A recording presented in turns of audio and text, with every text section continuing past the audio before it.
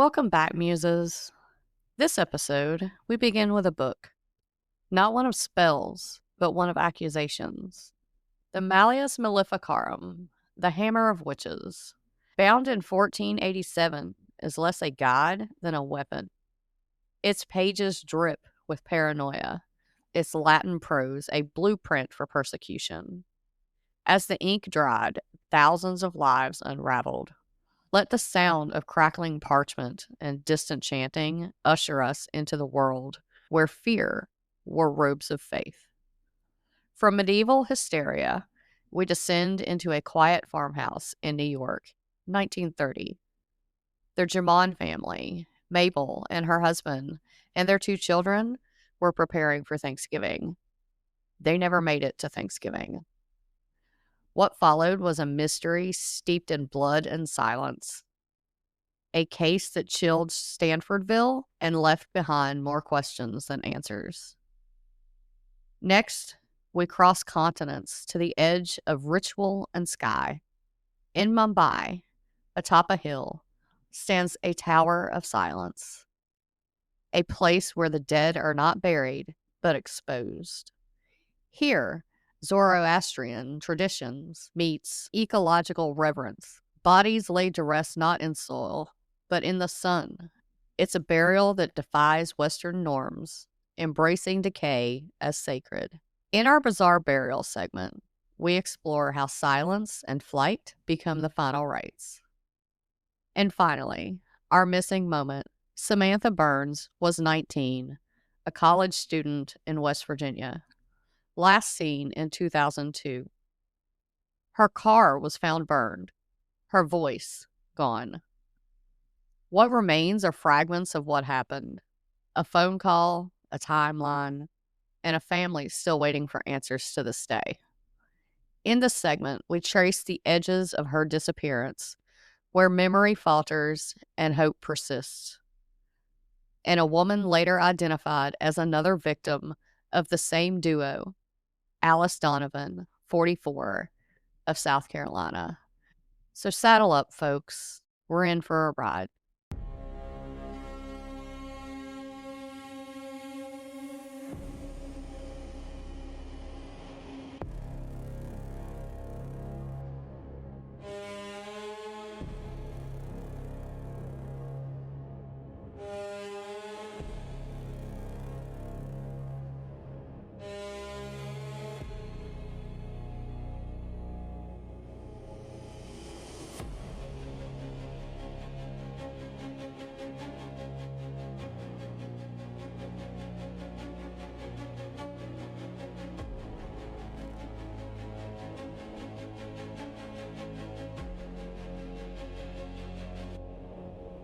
Good afternoon.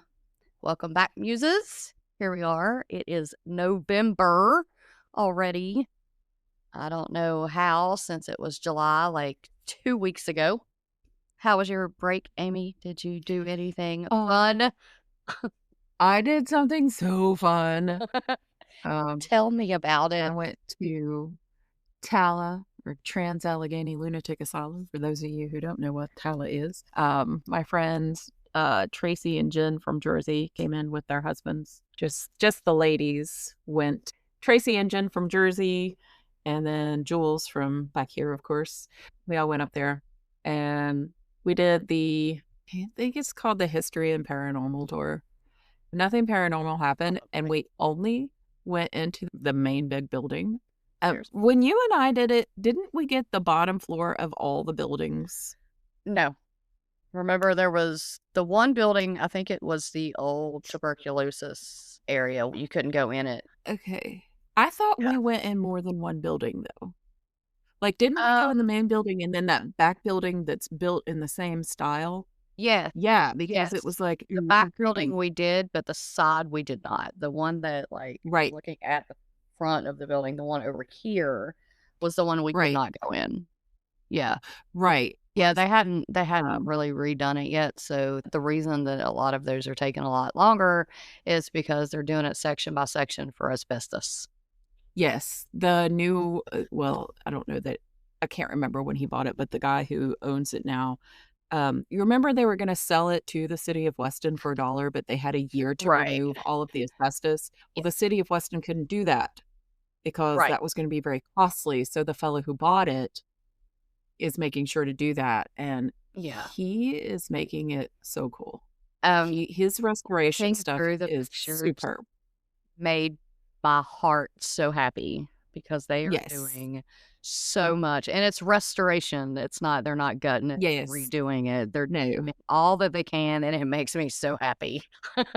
Yeah, it's looking really good. It's looking different from even when you and I went. We spent the whole day Saturday. What is today? Today's Tuesday, the 11th. We were there on Saturday, the 8th. We also went to Appalachian Oddities. Yeah, I didn't know that existed. Yeah, I didn't figure you did. I don't know how long it has existed. And I screeched like an idiot because I look over and she's got these shelves and I'm looking and I'm like, oh, tea. And it's only one kind of tea. And guess what kind of tea it was? You ain't gonna guess it. It was Lapsang Souchong. Literally nobody it carried was Lapsang not. Souchong tea. It was Lapsang Souchong tea. Like Well, 6 now packs of you it. I was like, and I went, you have Lapsang Souchong tea! And my friends turned around and like, what? What's wrong with you? I'm sorry. No one ever carries this. It's wonderful. It's delicious. It tastes like a campfire because it's smoky. And so I buy it and I'm like, y'all got to smell this. It's great. And they're like, ew. Okay. Oh, that's glorious. They're like, yep, that's all yours. You're It sure is all mine. you. Hey, somebody likes it. She had it there. I think her name's Katie. So kudos to Katie. Shout out Appalachian for having that, whatever the hell. For having some called, 'cause Lapsang I Souchong have tea. yet to be able to say it. So I'm not even gonna. Yay tea. I learned about it on or not on, but in a book I was reading called Winter Solstice by Rosamund Pilcher. Wow. And I'm like, what's Lapsang Souchong What's tea? that? And there used to be there was a tea room years ago over in the valley, and me and Scotty went there and they had it, and that's where I had it. And he was like, Amy, that smells like cobwebs and death. I definitely need some now because it tastes like a campfire. I don't know how else to describe it to you, but that's what it tastes like. So at Appalachian Oddities, she's got these selfie rooms. And in the description, it said there was an escape room, but I don't know where the escape room was. But it seemed like a little gathering place as well. Like they maybe had painting classes and stuff like that in the back room there. Yeah. But the selfie rooms, they were neat. There were 4 of them. One of them was like the murdery room. So it had blood splatter all over it. And then you had props and stuff that you could set up and you could take pictures and stuff with that. The other one was a bar, and it was like a cryptid bar or something. And Braxy was in there, and there was a jackalope. Yeah, there was a jackalope bartender and some other little guy. And there was an overhead thing that looked like a spaceship. And then the next room was like a kid's bedroom. And when you walk in, like something starts talking, and there is a tricycle there, and it just starts moving. Yes. It was great. And so the voice that's talking to you in that room is like, get closer. I'm under the bed. And they're like, something's going to come out from underneath that bed. And it's just a day bed. And I'm like, I'm going to look. I gotta see. Of course, there was nothing under it. Like I looked from the side. And everybody kind of backed up and looked from the side in case there was a jump scare. Yeah. And nothing came out over there. But it's a neat little place. And then she has like the witch. It reminded me, of course, of Snow White because that's my favorite. Poison apples and stuff. It's like floating there. Right. And you don't actually go into the room. That's like in it's just a little space that it's built into. Right. It's really neat looking. That was a neat little place. I read that there was an escape room there, and I don't know if there's like a basement or something, and it was down there. We didn't do that. She does tarot readings, and I'll look for that. I feel like they do. I'll find. Yeah, it's Appalachian Oddities. It's on Main Avenue in Weston. We also went to the Museum of American Glass, which is also on Main Avenue in Weston. I didn't know that was there either. And that was really neat. And that place was so cool. it's not just a museum. There's also a place where you can buy things. Like there's a room off to the side where you can buy things.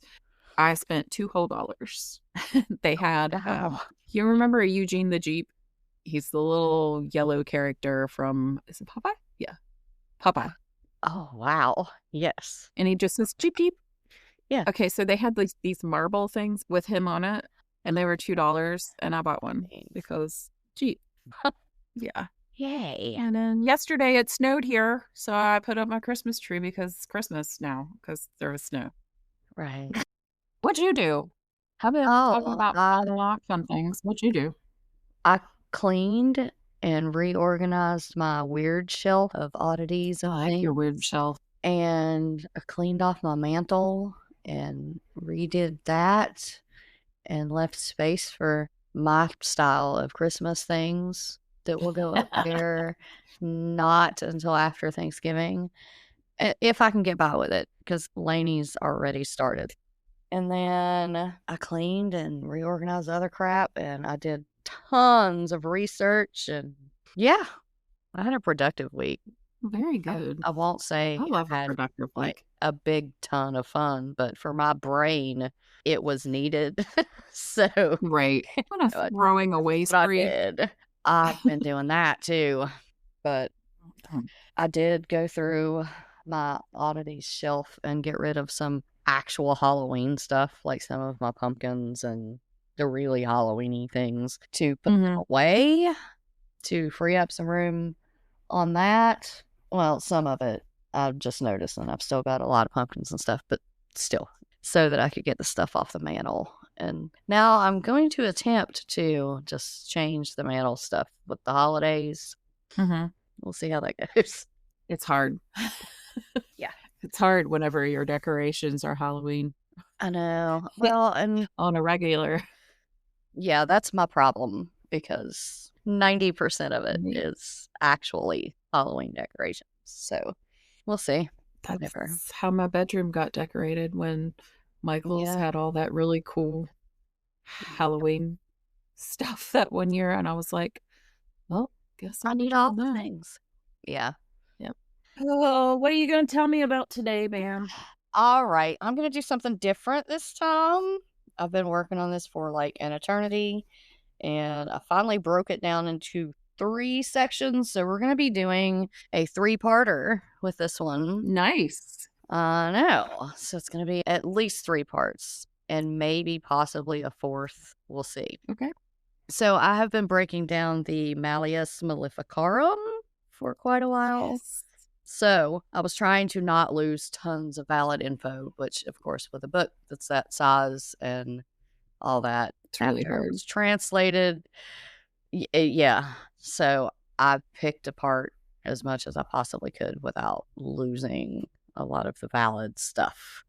So, like I said, possibly a 4th episode to it because I already know there's some stuff that I did not get to put in that I'm probably going to I may just use it as like one of my bizarre burial spots and just throw extra info in there. So we'll see. Let's dive into this. For those that don't know, the Malleus Maleficarum is translated to the Hammer of Witches. This first segment is going to focus on the authorship and theological arguments and the origins. So welcome to our deep dive into one of the most notorious books in European history, the Malleus Maleficarum, or the Hammer of Witches. In this first segment, we'll journey back to the late 15th century, a time of religious anxiety, social upheaval, and the birth of a text that would shape the course of witch trials for centuries. We'll explore the historical context that gave rise to Malleus, the complex and controversial author, Henrik Kramer, the book's theological arguments, and how it reframed witchcraft as heresy, a crime against both God and society. So let's set the stage. Hold on. So is this like, I'm sorry, is this book like part of the reason that now it's looked down on when it used to be part of like Christianity, really? Yes. This book is... You want me to shut up because you're going to answer that later? It's the literal reason. This is what started the entire thing. Yeah, so. Okay. Yeah. All right, so Europe is on the brink at this time. The late 1400s in Europe were marked by profound uncertainty. The continent was emerging from the devastation of the Black Death, which had wiped out a third to half of its population. Political realignments, such as the union of Ferdinand of Aragon and Isabella of Castile, were redrawing boundaries and shifting power. Amid this turbulence, the Catholic Church was grappling with challenges to its authority, both from within and from without. Heresy was a growing concern, and the specter of the devil seemed ever present in the minds of clergy and laity alike. Witchcraft, long considered a superstition and a minor sin, was beginning to be seen in a new, more sinister light. The Church's earlier position, as articulated in the Canon Aposcope around the year 900, had been that witchcraft was a delusion. Those who believed in it were themselves deceived by the devil in dreams and visions. Yet by the 15th century, this view was shifting. Supernatural intervention was accepted in some forms, such as ordeals or exorcisms, and the lines between magic, heresy, and diabolism were blurring. That's the time that this started. So we are after the Black Death, and previous to that, it was kind of more of a superstition, or, it wasn't considered real, so nobody was as afraid of it. Enter Henrik Kramer. So, of course, the man behind the hammer is Mr. Henrik Kramer, and his story is quite interesting. At the center of this transformation stood Henrik Kramer, also known by his Latinized name, Henricus Instatoris. Born around 1430 in Schlettstadt, Alsace, Kramer joined the Dominican order as a young man and quickly rose through the ranks, becoming prior of his local monastery and later an inquisitor for regions including Tyrol, Salzburg, Bohemia, and Moravia. Kramer was a man of intense conviction and tireless energy, unfortunately. He believed that witches posed a grave spiritual threat to Christian society, one that demanded urgent action. His early attempts to prosecute alleged witches, particularly in the Tyrol region in 1484, were met with resistance and ridicule, as they should. Local authorities, including Bishop George Gulster of Brixen, found his methods excessive and his focus on the sexuality of the accused, such as Helena Schubaron, deeply troubling. Huh? Right. Her sexuality. Correct. She wouldn't give him none, so he got mad. I'm sorry, what? You drew the same conclusion that myself, and I'm sure pretty much anyone else that knows the history of it, also did. So. Okay. Correct. Okay. Yeah. So Kramer was eventually expelled from Innsbruck, dismissed as senile and crazy by the bishop, and his trials were all suspended. This personal setback became a catalyst. According to historian Dermad McCulloch, writing the Malleus Maleficarum was, in part, an act of self-justification and revenge for Kramer, a way to vindicate his beliefs and methods in the face of local opposition. His belief that women needed to be subservient to men. Essentially, yes. Okay. So other scholars, such as Anne Carlo and Clark, argued that Kramer's purpose was to systematically refuse skepticism about witchcraft, discredit his critics, and convince magistrates to adopt his procedures for identifying and convicting witches.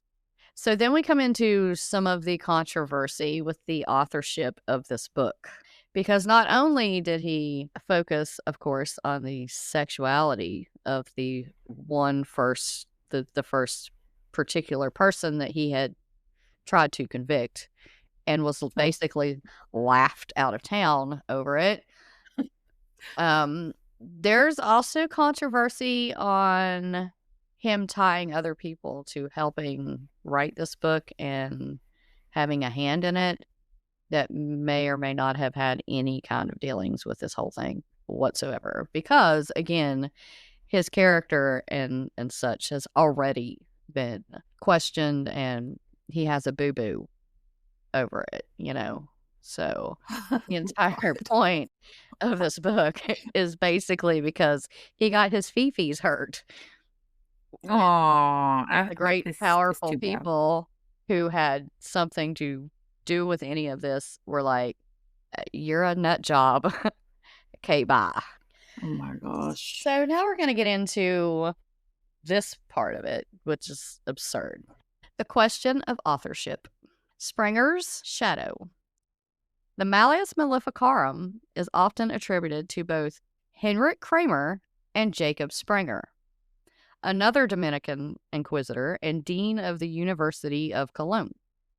However, the true extent of Springer's involvement is hotly debated.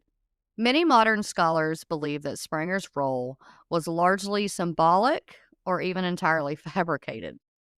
Evidence suggests that Springer was, in fact, a persistent opponent of Kramer, going so far as to ban him from Dominican convents under his jurisdiction and to interfere with his preaching. Kramer, seeking to bolster the authority of his work, included Springer's name and a letter of approbation from the University of Cologne's Faculty of Theology in the preface of the Malleus. Okay, yeah. Kramer is given real hardcore Gilderoy Lockhart vibes from Harry Potter. And a lot of he wants to take all the credit for sure. Well, and not only, here's the thing, like, the part that gets me with this part here, with including Springer, even though Springer didn't even like the man and even like banned him and did all the things, was, again, first of all, he got his fifis hurt. So he's like, I'm going to write this damn book. And not only am I going to write it, since everybody thinks I'm a joke, I'm going to throw this dude's name in here so that, because people take him serious. And the dude don't even like him. So, like, he's like, No. let me just throw this bitch in here and be like, he helped me write it. What a nut job. Right? So, Lands back in the day. At least one of them. What the hell? Yeah. Okay, so he threw him in for whatever reason. I'm assuming it was because he wanted to seem a little more valid than he is, because he's already a joke. So, yet historical records indicate that the university's theologians actually condemned the book for unethical procedures and for contradicting Catholic doctrine on several key points. Oh my gosh, imagine that. I know. A letter of approval was likely forged, or at least dishonestly contrived, a stroke of advertising strategy rather than genuine endorsement. I fully believe that. Right. He's a joke. Yeah. The papal support and ecclesiastical politics. Despite local resistance, Kramer sought and received support from the highest level of the church. In 1484, Pope Innocent VIII issued a papal bull Summus Desiderantes Effectibus, which granted Kramer and nominally Springer explicit authority to prosecute witchcraft in Germany. The bull lamented the spread of witchcraft and heresy and threatened excommunication for anyone who hindered the inquisitor's work. This papal backing gave Kramer the legitimacy he craved, even if it did not amount to an enthusiastic endorsement of his method or his book specifically. It is important to note, however, that the bull was not an approval of the Malleus Maleficarum itself, but rather a general charge to investigate diabolical sorcery. There is no evidence whatsoever that Pope Innocent VIII ever read the book or commissioned its writing. Nonetheless, the inclusion of the bull in Malleus front matter lent the text an aura of official sanction that would prove influential for years to come. So the Pope basically approved the idea that witchcraft was indeed starting to affect things as far as Catholicism went and all that, correct? So that is what he agreed was happening. So when he signed this, it was basically, okay, I agree that witchcraft could become a problem. So let's start working on that. Okay. Had nothing And to this do with dude the just book. He never read the book. He didn't commission the book to be written. Nothing. So he basically, as he did with Springer, was like, I'm throwing that shit in my book. The Pope approved it. So like, that's going in my book. So he did. And there were no editors to go through and be like, we have to have proof of this. Oh, no. You could just... I mean, he had a signed paper, but it had nothing whatsoever to do with his stupid book. So he was like, close enough. Maybe it is based on factual events. Right. You know how loosely things get based on factual events. Yeah. Lord. Right. This guy. This guy's a damn lunatic. So, the scholastic structure. Theology meets polemic. The Malleus Maleficarum is divided into 3 parts, which is why I'm doing it the way that I'm doing it.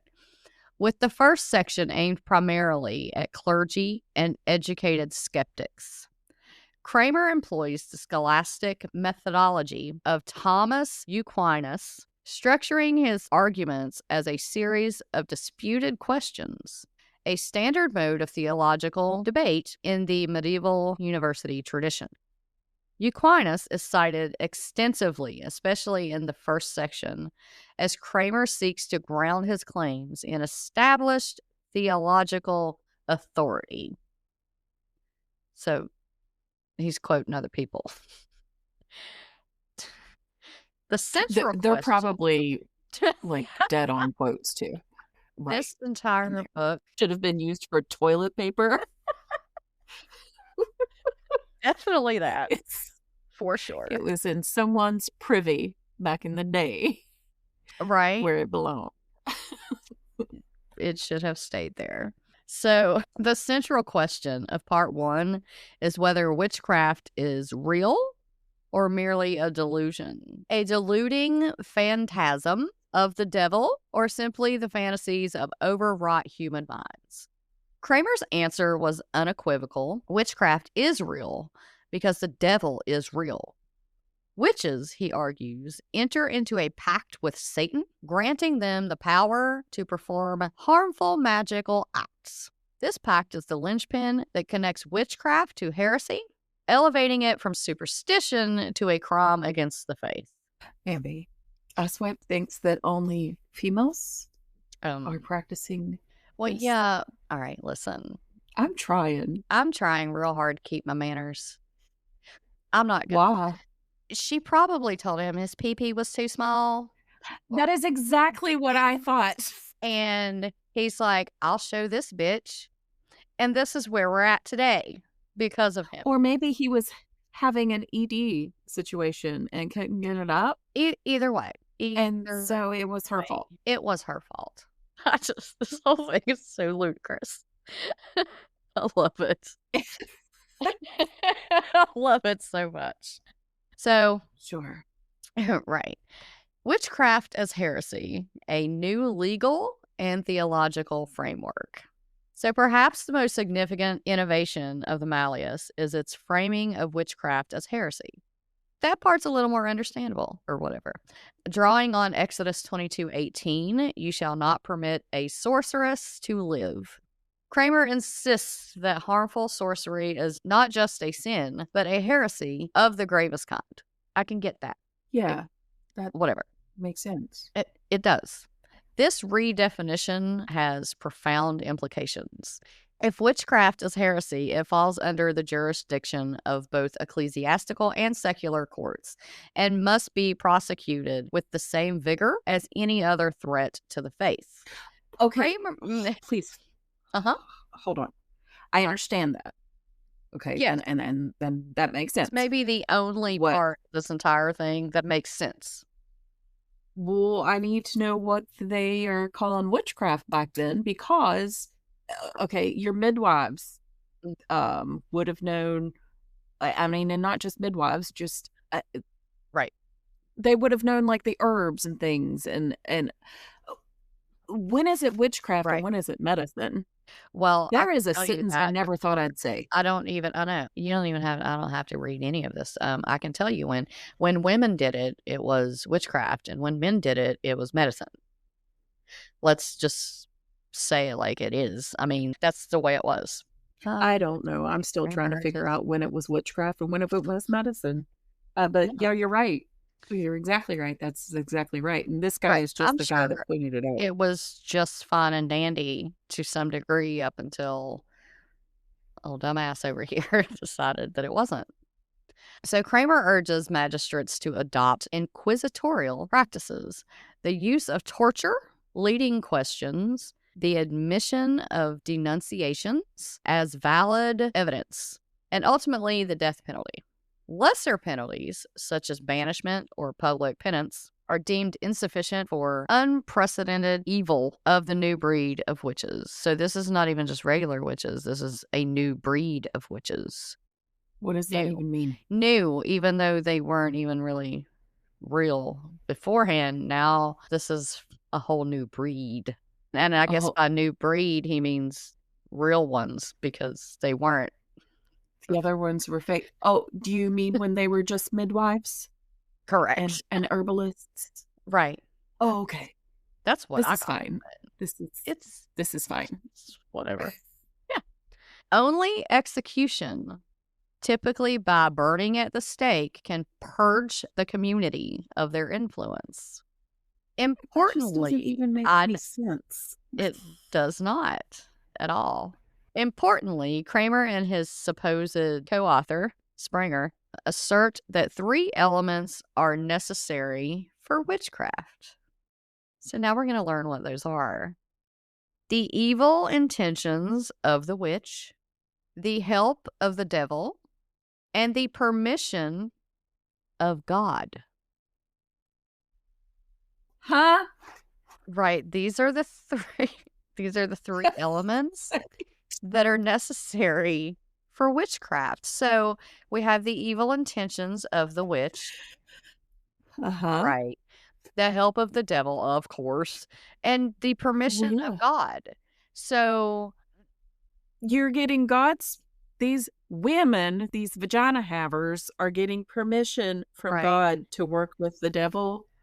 Correct. That's what I got from it. Yes. Me and many, many other people who have dove into this ridiculous book and also happen to be carrying vaginas. But also, there are the first people that rejected this entire thing were the men of the church. Right. First.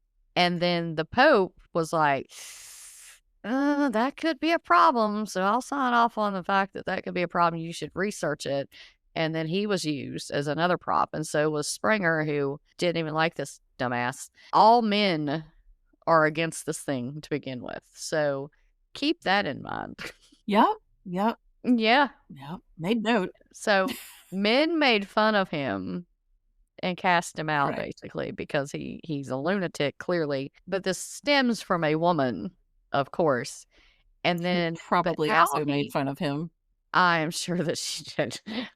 Very and probably rightly so. Lord.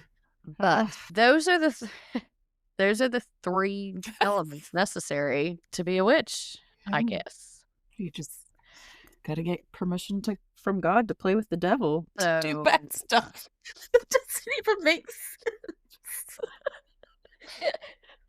Did he proofread himself? I can say that I don't think that he plagiarized all of the ideas in this book because ain't nobody else thought that up at all. Yeah, this guy. All right, I'm gonna go back on this now. This triad allows them to reconcile the existence of witchcraft with the doctrine of divine providence.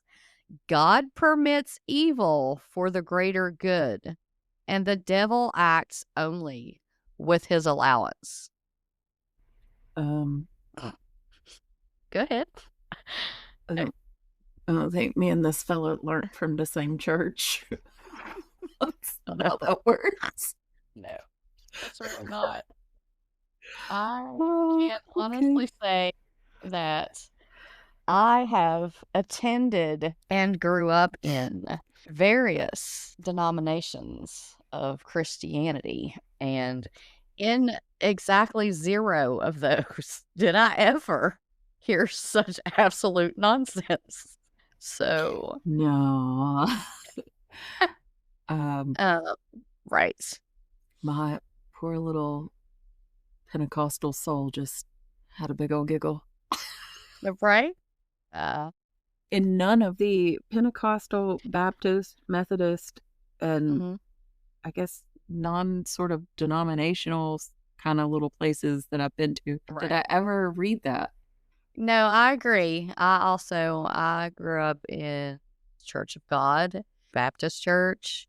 I have also done various non-denominational, and not once in any of those have I heard anything even remotely close to any of this garbage. So, yeah. Okay. Just all making right. So, sure are you you and ready? I read the same Bible. Right. Yeah. Are you ready for the good part? Should I go on mute or just stay right here? Okay. Just stay, because we're both going to have a lot to say. Okay. This whole thing. Let's see if I can get through it. So, the gendered framing. Why the women? One of the most notorious aspects of the Malleus is its insistence that women are especially prone to witchcraft.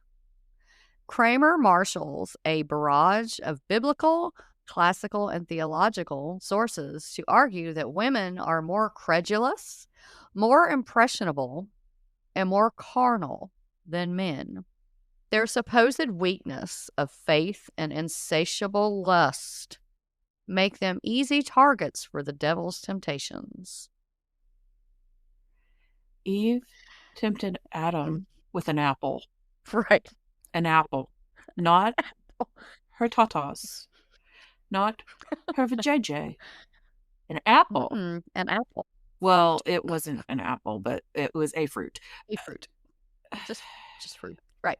Bambi. So this guy. And the etymology of femina, Kramer claims, derives from fee or faith and minus, less. Women are, by nature, less able to hold and preserve the faith. And here comes our favorite part. Midwives, in particular. Right. Midwives, in particular, are singled out as especially dangerous, accused of killing infants, procuring abortions, and offering newborns to devils. Devils, plural. Devils? So which ones were hanging out talking to God to ask his permission to have women do witchcraft?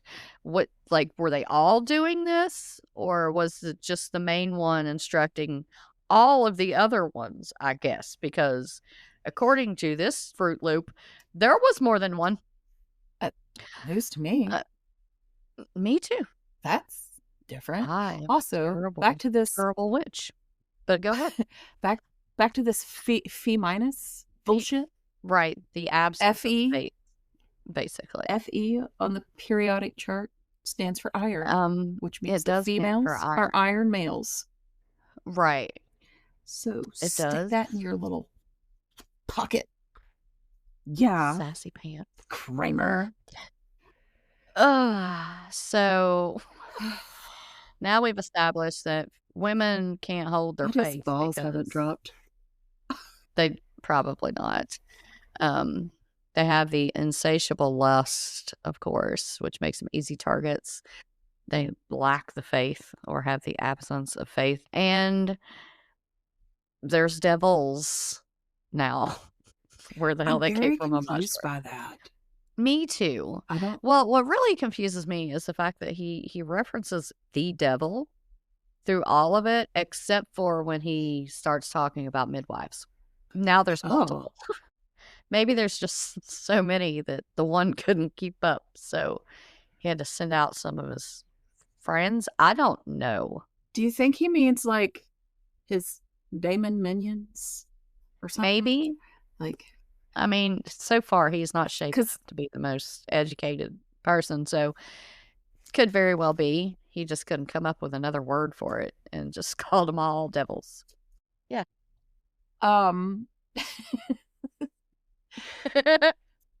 When did they start capitalizing the word devil? And did he capitalize that word?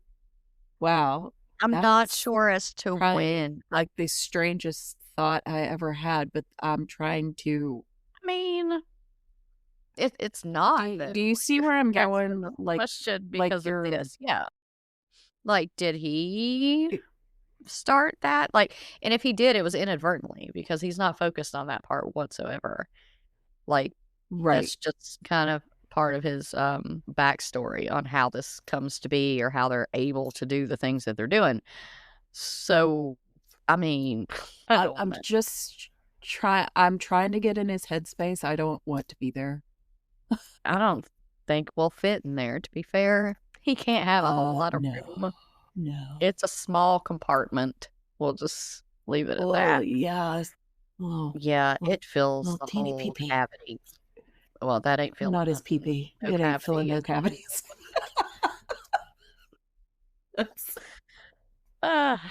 His No. hammer's not big enough. It's not. This is As so made bad. very clear in the origin of this book. All right, so the Malleus codifies the stereotype of the witch as an older, marginalized woman, often a healer or a midwife, whose knowledge and independence threaten the patriarchal order. The reception and contemporary criticism. So despite, or perhaps because of, its sensational claims and brutal recommendations, the Malleus Maleficarum was both influential and controversial at the same time. While it quickly became a bestseller, going through dozens of editions and translations, it was also condemned by leading theologians. In 1490, just a few years after its publication, the Inquisition censored Kramer for recommending unethical and illegal methods and for deviating from orthodox doctrine on demonology. They called him out on his bullshit. They did that, yes. Yet again, because this is what, the third, fourth time that this has happened? Not counting who knows what all happened in between all of those times.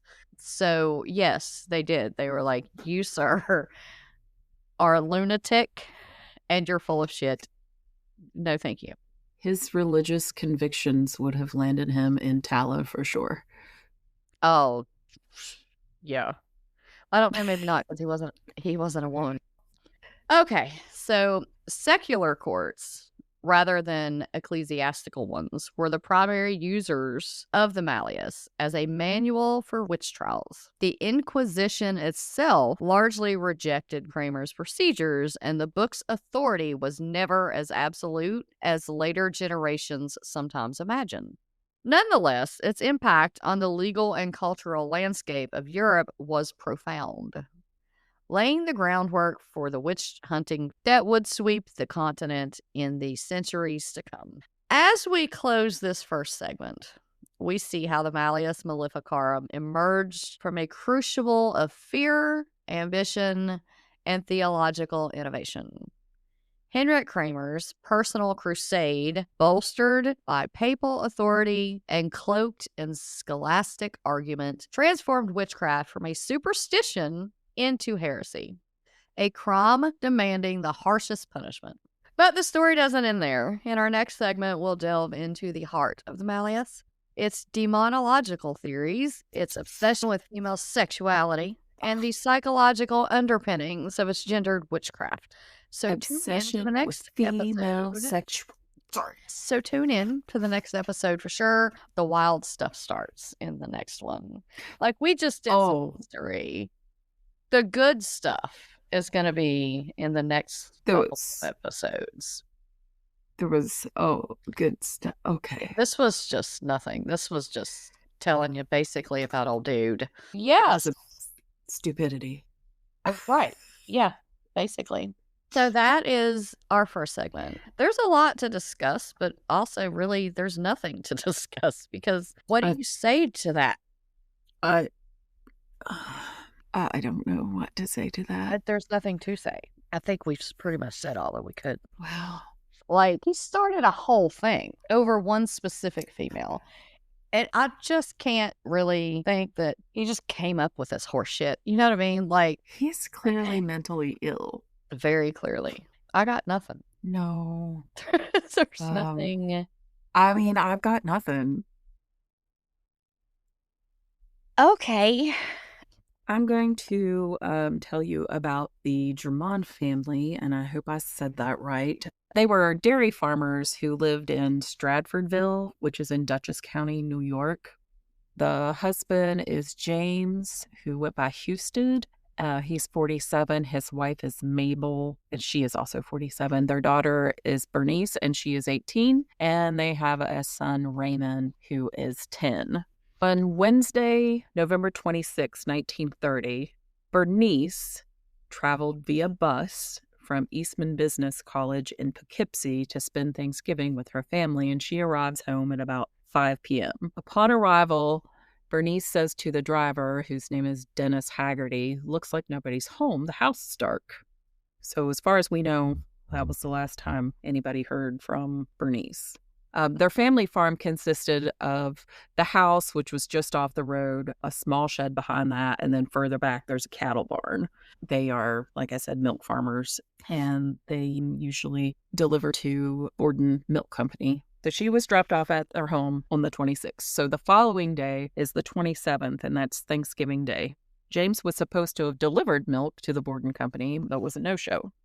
So the 28th, after he still didn't show up, Willard Coons was sent to the Germond farm around 9 a.m. to see what was the issue. Coons notices that it's pretty quiet at the farm except for the sounds of cows and the hum of a milking machine. So he heads to the barn where he finds one of the cows still attached to the milker and the rest of the herd in bad need of milking. He then heads to the shed, and that is where he discovers the bloody bodies of James Houston, as he went by, and the son, Raymond, who was 10. Once he finds that, Coons drives over to James's brother's, Paul's farm to tell him what he found, and then he heads back to the Borden factory to let them know what's going on. Before the sheriff arrives on scene, Paul, his father-in-law, and a neighbor named A.J. Curry entered the Germond house, and that's where they find the body of Mabel, who is the wife. And she's on the floor near the stove, and Bernice is wedged under the kitchen table. So officials finally arrive to the scene. They determine that each victim has been stabbed at least 3 to 4 times, and a combined total of 23 stab wounds. One stab wound on each victim is near the heart, and it was noted that Bernice had cut marks on her hands, which indicated that she tried to fight off the attacker. I kind of wondered if she walked in and the person was still there. That's kind of what I was thinking. Yeah. Maybe not in the act of doing anything, but was still there. Hadn't left yet. Or, I mean, to be fair, if they took out everybody already, they could have been just planning to stay there. Chilling and waiting for her. Yeah. A large butcher knife was discovered, but it had been wiped clean of any prints. They were able to trace it back to where it had been purchased, but the shopkeeper wasn't able to verify who had purchased the knife. So these murders prompted major local investigation and drew so much intense interest that even prominent figures in the area became interested. And one of those figures was Governor Franklin D. Roosevelt, who was also a resident of Dutchess County. And Pinkerton detectives even became involved in this case. Oh, wow. One of the first suspects was a foreigner who'd been seen walking down the road around the time of the murders. This was supposedly Florentine Ermendi, I believe is how you say the name. He was picked up in a Brooklyn pool hall by New York City police and then hauled upstate. He was released when none of the witnesses who had seen him near the farm were able to pick him out of the lineup. I guess there was really no proof that that had actually been who they had seen. Right. No one was able to pull him out of the lineup. Another theory was that it had been done by an angered road worker who'd been down the street working and was fired for making a pass at Bernice, but nothing came of that. And I don't know when this pass was made. Yeah. So I don't know if the theory behind that is that he made a pass at her, she shut him down, went in a house, and then he followed behind her and just slaughtered her family. Right. Nothing came of that, of course. It doesn't even make sense. No. Another theory were that there were some disgruntled hunters who had been fined after being caught hunting near their farm, and nothing also came of this. Another idea was there had been a disgruntled boyfriend of Bernice, and nothing also came of that either. I couldn't find any information about a boyfriend. Right. So in February or March, I got the articles I read had different dates. Sheriff Oakley Cookingham, stellar name, by the way, was able to make a case against Arthur A.J. Curry, a chicken farmer, barber, and roadhouse operator, and possibly a small-time bootlegger. And if you recall, A.J. Curry was the neighbor who accompanied Paul Germond to the crime scene. Yeah. So Curry, who was 46 at the time, he had this violent history, and he'd served time for assault and was known to have an explosive temper. The day of the murder, he told his wife that he was heading to see Houston about some money that he was owed.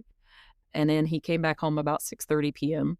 And he told his wife that he did see Houston that day, but that he was not able to collect the money that he said he was owed. Oh. Right? Sketch. So on March 9th, he was charged with the murders. And then his defense claimed that there was too much suspicion and too little evidence. And he was released from custody on April 3rd. And the charges were dismissed, and Curry died in 1955. So that was 25 years later. Okay. Wow. I know. So no one has ever been arrested for these murders. In recent years, a distant relative of Sheriff Cookingham was given access to the records and the little remaining evidence. That person's name is Dr. Vincent Cookingham, and he began reinvestigating the case. And he actually published a book called The Germond Family Murders, A Forensic Conclusion to a Cold Case, and that was released in 2019. So that wasn't too awful long ago. The book goes through every detail of the crime scene as well as the rumors. He has concluded that the murders could not have possibly been committed by a stranger, and it is his opinion that A.J. Curry was the murderer. That's also my opinion. That is also my opinion. I would like to know what his reaction was when he went in. Whose idea was it to go in the house? That was where my head went first. Because how did he get involved in this whole situation? Right. Like the going back into it. Like, did Paul just be like, hey, buddy? And I mean, if they were able to do prints and stuff at that time, he had already been there.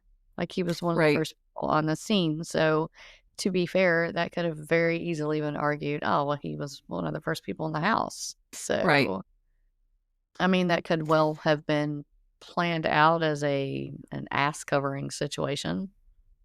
Sure. On his part. Like, I'm just going to hang out over here at Paul's because somebody's going to find him today. You know what I mean? Right. Like, that's crazy. Wow. Well, it was days later. So she arrived home on Wednesday, and she said to the driver, wow, it doesn't look like anybody's home. And then the next day was Thanksgiving, and he didn't show up at the board and milk factory. The next day, he still didn't show up. So it was 3 days. At least 3 days before. Yeah. Okay, that's true. Unless, of course, he knew the scheduling and that somebody would probably come check it out because the milk hadn't shown up. You know what I mean? Mhm. What gets me And is if still a cow on the milking machine, and that's yes, literally all I keep thinking about.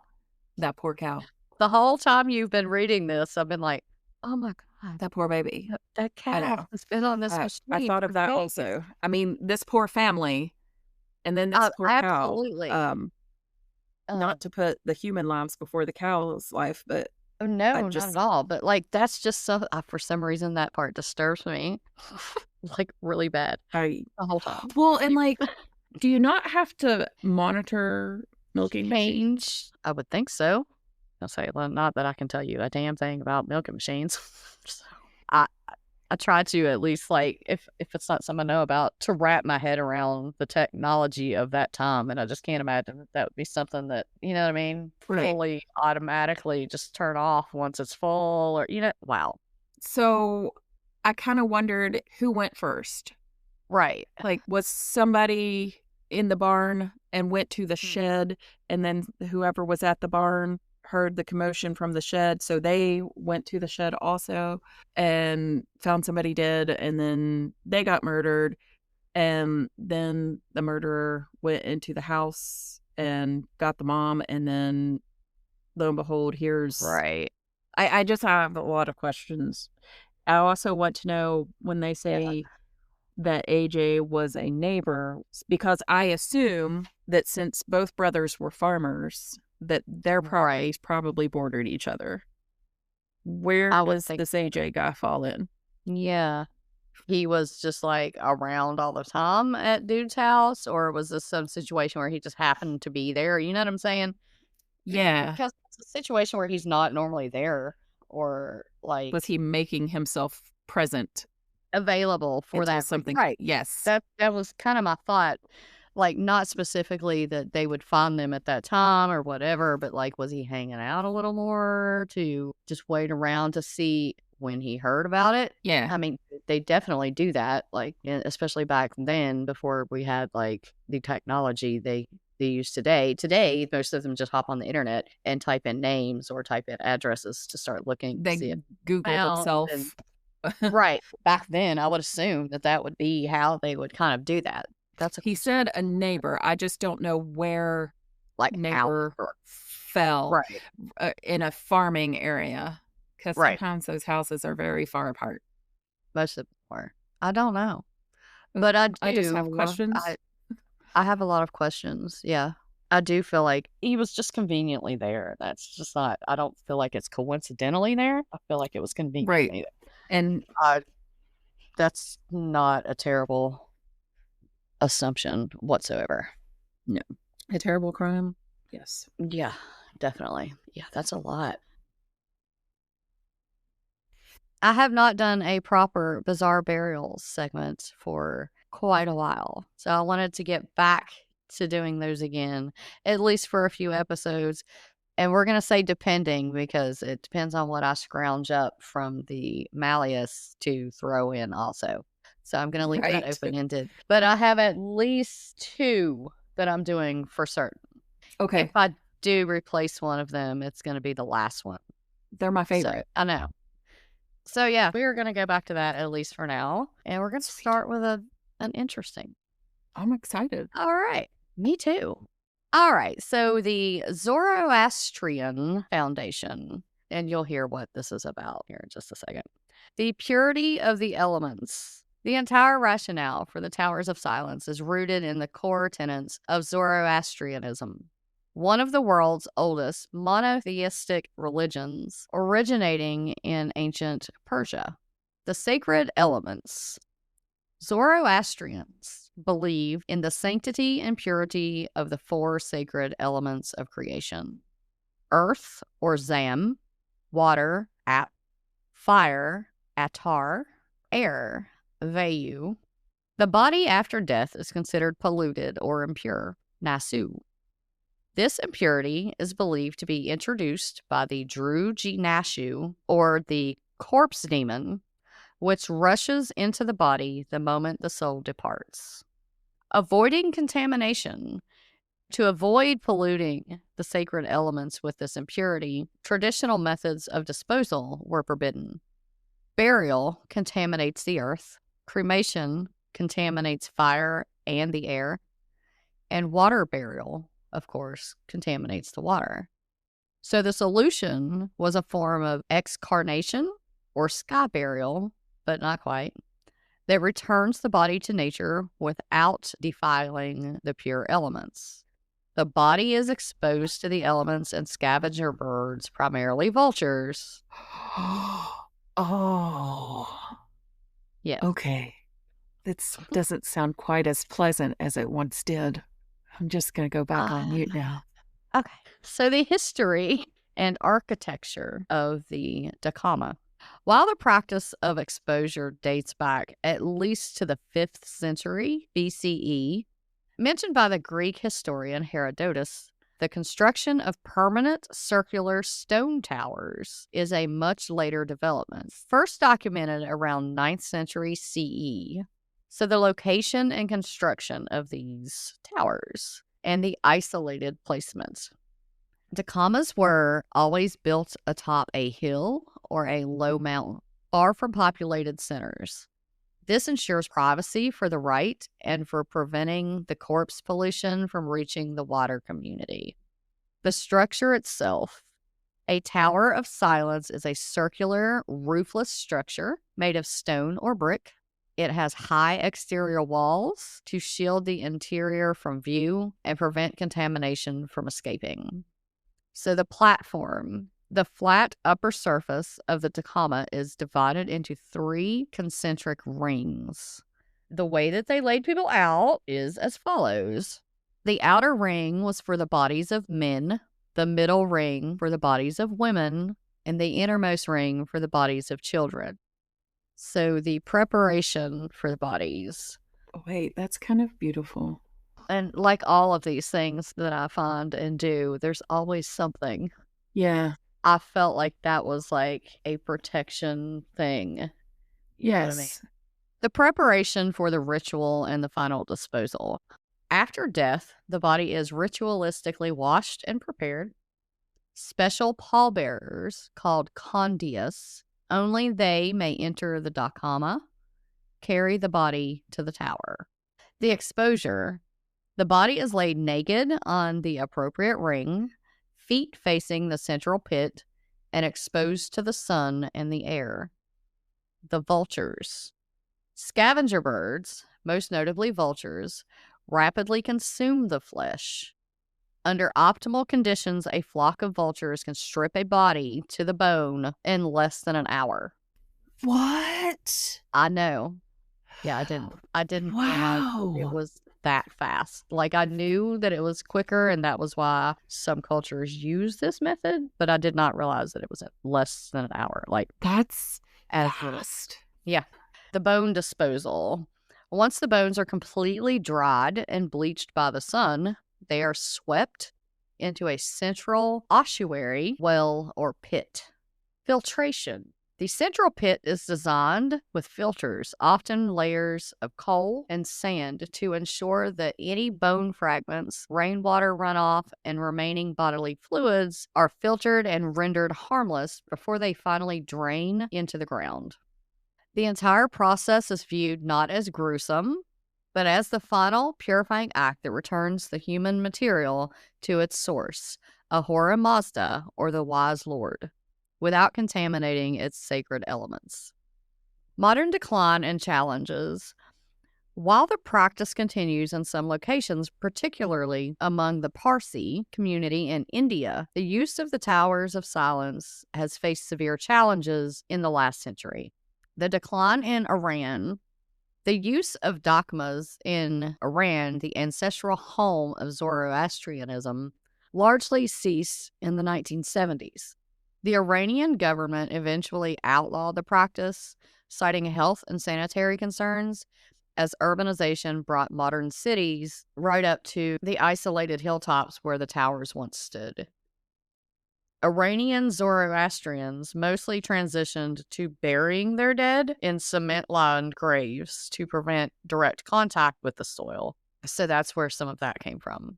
That's so the opposite of what had been practiced. Yeah. So they lined them with cement so that they didn't have direct contact. But, I mean, over time. That'll still break down. Yeah. So the crisis in India. The Parsi community in India, predominantly in Mumbai, maintains the largest concentration of active towers of silence, known as Dunjawadi. However, this community has faced two major existential challenges. The vulture crisis, number one. The most critical threat to the near extinction of the local vulture population in and around Mumbai. Starting in the 1990s, vulture numbers plummeted by over 95%. The main culprit was a widespread use of veterinary drugs known as diclofenac in livestock. Vultures feeding on the carcasses of treated animals suffered kidney failure and died. Without the vultures, the process of externation, the core of the ritual, cannot be completed quickly.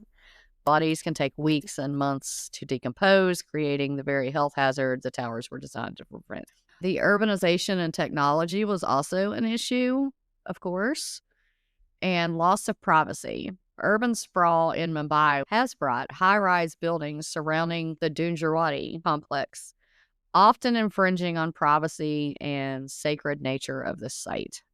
Alternative methods. Faced with the vulture crisis, the community has debated and experimented with alternatives to speed decomposition, including solar concentrators using large mirrors to focus intense sunlight onto the corpses to rapidly dehydrate and decompose the bodies. This has limited effectiveness, especially during the monsoon season or on cloudy days.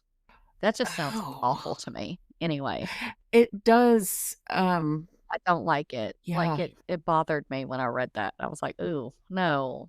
I can smell that. Right. Yeah. And like, to me, it's not going to, like, it's to rapidly dehydrate. I don't feel like it's going to do that. You think of when you like do the ant thing with a mirror and the sun. People do that. I've never done it myself, but it's going to catch it on fire. It's not going to. That was kind of what I wondered as well. Hydrate it. You're just burning a hole. I mean, that's just exposure to the elements. Right. Really. Yeah. So the electric cremation was also something they tried. While a radical departure from the traditional doctrine, some younger and reformist members of the community have advocated for and adopted electric cremation. So in closing, the history of the Towers of Silence is a powerful example of a religious mandate shaping the funerary architecture, driven by a profound and ecologically minded respect for the purity of the natural world. Today, they remain a poignant symbol of an ancient tradition struggling to adapt to the complexities of the modern world and the devastating impacts of human activity on the environment. So, vultures. The pictures of these towers in particular, they are absolutely stunning in the way that they're built. They're really, really cool. Yeah. It's like a bowl. Yes.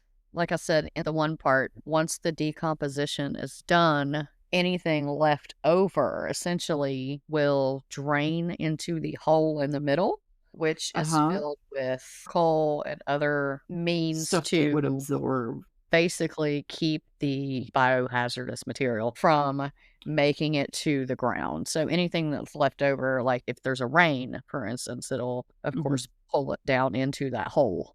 And by the time it makes it to the bottom, to the actual ground, it's filtered. That's genius. Baby, do you remember the Samantha Burns case? I do. Okay. That was a case that really always bothered me. I mean, it still does. Yep. More so now after I looked more into it than it ever did before. Samantha Nicole Burns was born on April 21st, 1983, and she disappeared at the age of 19 on November 11th, 2002 from Huntington, West Virginia. She's a student at Marshall and was originally from East Hamlin in Lincoln County. Samantha was 5'4", approximately 110 pounds, with brown hair, hazel eyes. She has chicken pox scars on the right side of her forehead, pierced ears and tongue, and a butterfly tattoo on her lower back. The last known clothing that she was wearing was a fuzzy orange sweater over a tank top, low-cut rider jeans with flared legs, tan mule-type shoes, and she had a leopard print purse and a lilac cigarette lighter. Thank you to whoever noted all of that. Yeah. Her case does not end well, but It doesn't, but we don't normally get that much detail, yes. Yeah. Like, that's always, that's something I look for. What were they wearing? You know, what did they Yep. have on them? And there's so many that we've found so far that don't have, well, some of them don't have any whatsoever. And it's like, yes, whatever. it's so irritating. Yes.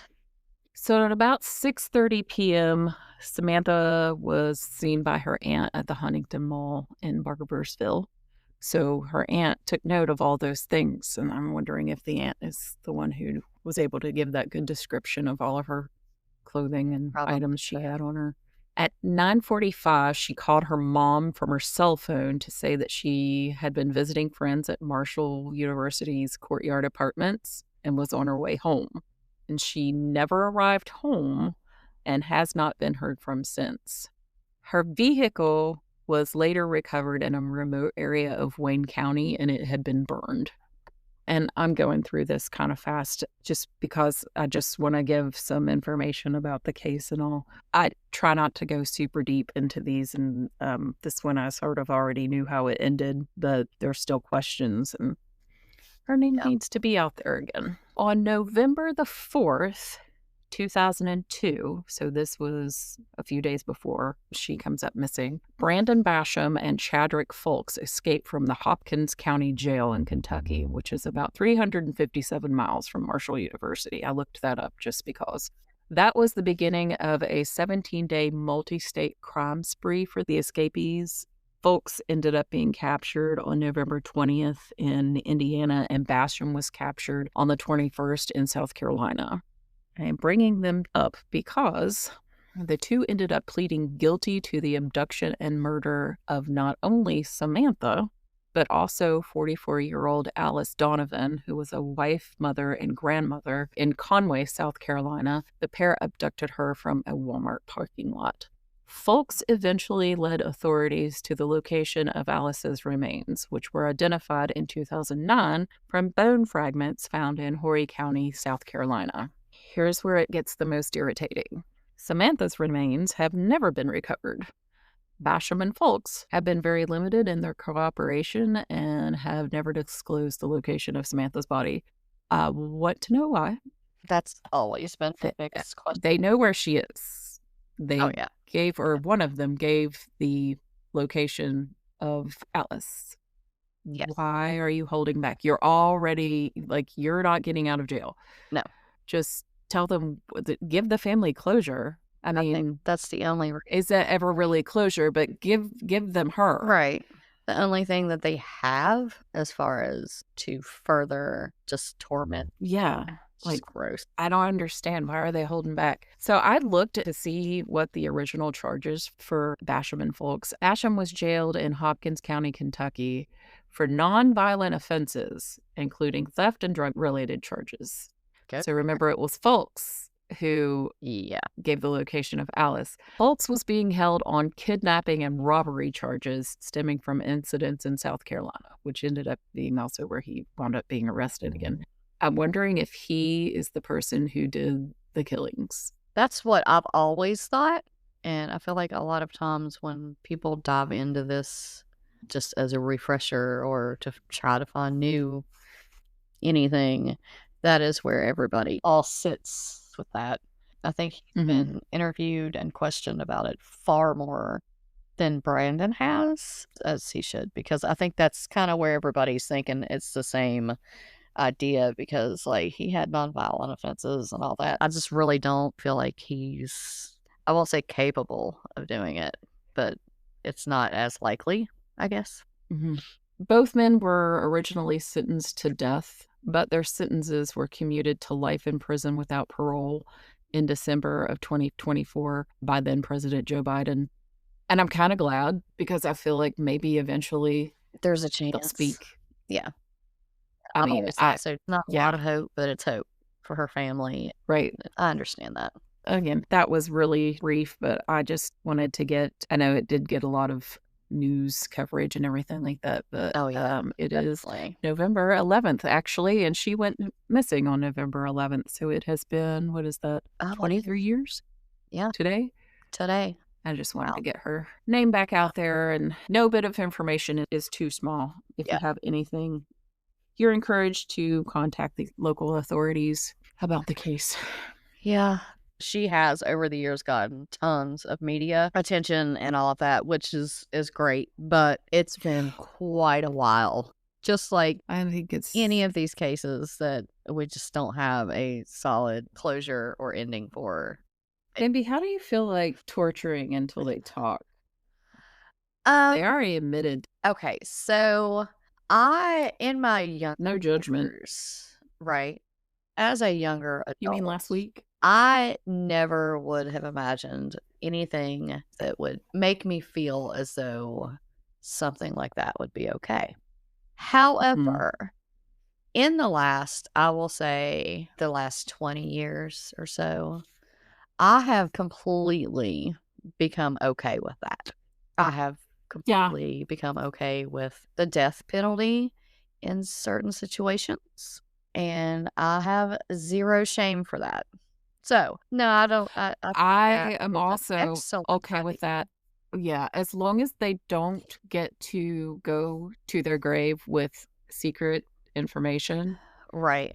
So, Yeah. what if it was I am an awful person. What if it's life without parole, and then once you confess all of your crimes and sins and Then you give all the go. details, then you get the death penalty, because I otherwise like it.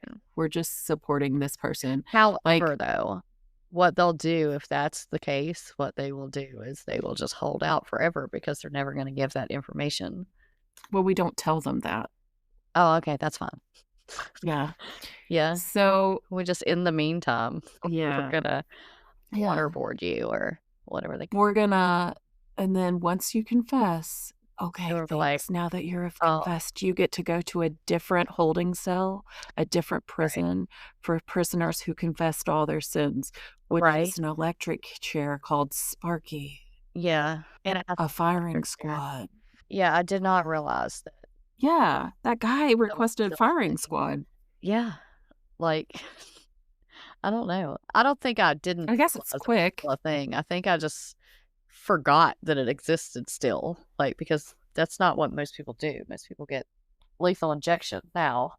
But that's become so controversial because, sometimes they don't die right away. And I'm sorry. Like, listen, Who cares? are they gone? Yes. Job well done. So it took them a little Yes. longer. Did someone else, like, the reason that they're in there, generally speaking, the reason they're in there for the death penalty is for murder. Right. They didn't get a choice If on how it's fast they got to go no, or how they got to go. I don't give a shit if it takes them longer. Good. I hope they if feel that. I don't understand how people can be okay with, let's just give them life without parole and we'll just support them for the rest of their natural life. And yet they want to complain about people who need government assistance. Yeah, right. Well, there's a soapbox I didn't mean to get on, Well, but it is what it is. it is. All in all, I'm fine with torturing. I have a problem now in my old age, but I have gotten to the point in my life where I've seen some shit. You know what I mean? And it's like, it's okay. I don't care if it's inhumane. Most of those people aren't fucking human to me anyway. So, alrighty, y'all. That is our episode's end. We appreciate you stopping in and hanging out with us, as always. We hope you come back and join in our shenanigans next week. In the meantime, if you've got your own macabre musings, tales, questions, or dark lore that you're dying to hear, find us on Facebook or drop us a line at Macabre.Musings.Podcast at gmail.com. Join us next time as we dive into some more dark, creepy lore and maybe tumble down a rabbit hole or two. Until next time, lower the lamp, raise a toast, and stay hungry for mystery and pie. I like pie.